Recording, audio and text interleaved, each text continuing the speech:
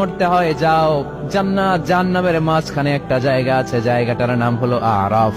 এই আরাফের মধ্যখানে যে দাঁড়া, ওখানে যে মালাকুল মউত কাঁপতে থাকবে। মালাকুল মউত বলবে, আল্লাহ সৃষ্টির